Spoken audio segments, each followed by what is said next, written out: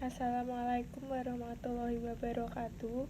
Pada video kali ini, saya akan membahas perilaku organisasi bab 10 tentang memahami kerja tim.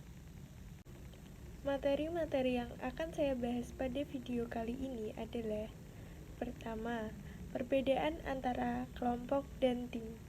Yang kedua, tipe tim. Ketiga, menciptakan tim yang efektif. Keempat, faktor-faktor yang menentukan tim berhasil atau tidak. Yang kelima, mengubah individu menjadi pemain tim. Perbedaan antara kelompok dan tim.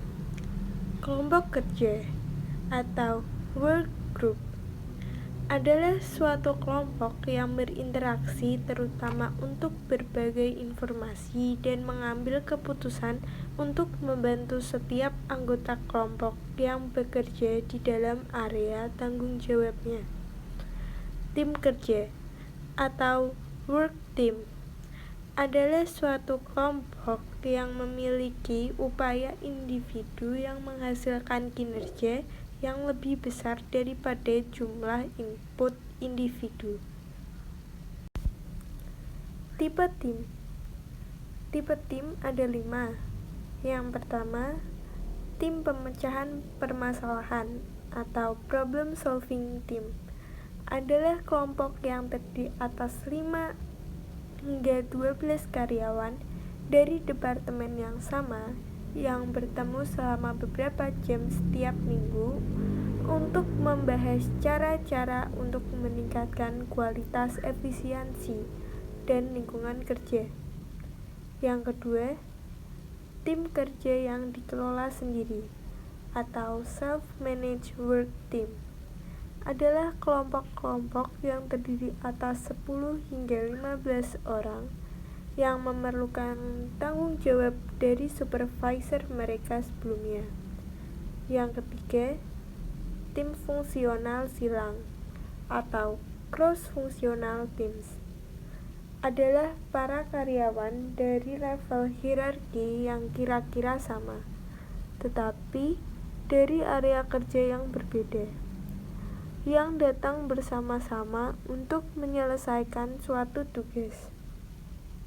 Yang keempat, tim virtual atau virtual team adalah tim yang menggunakan teknologi komputer untuk mengikat bersama-sama secara fisik yang para anggotanya tersebar agar mencapai tujuan umum.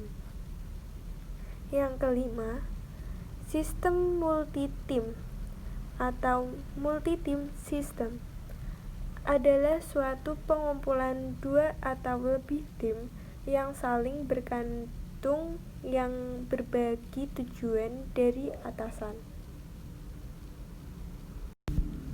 Menciptakan tim-tim yang efektif.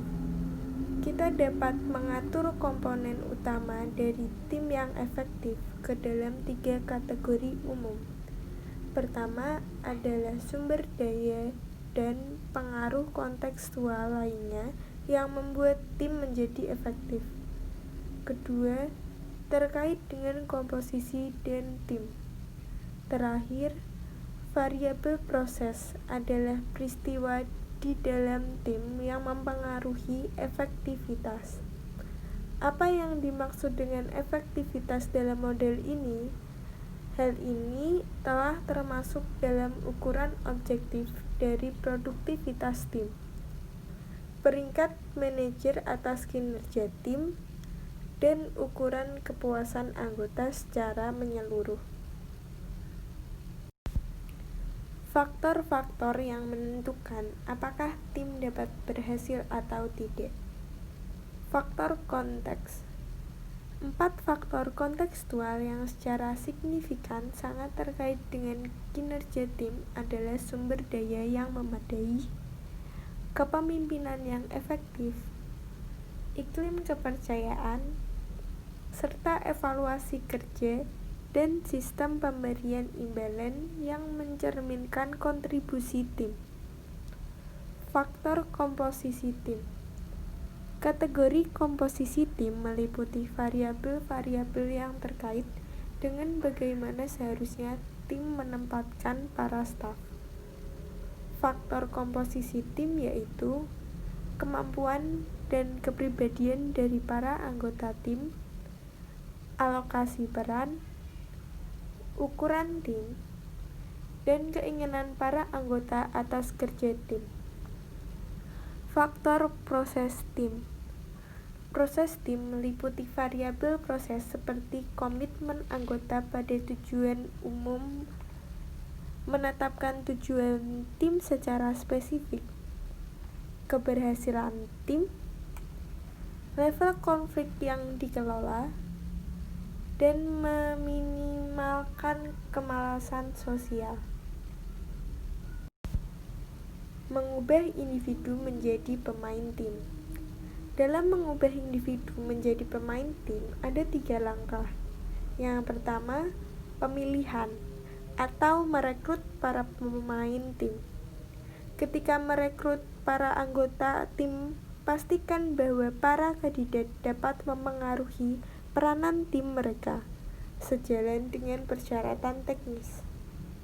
Yang kedua, pelatihan atau menciptakan para pemain tim.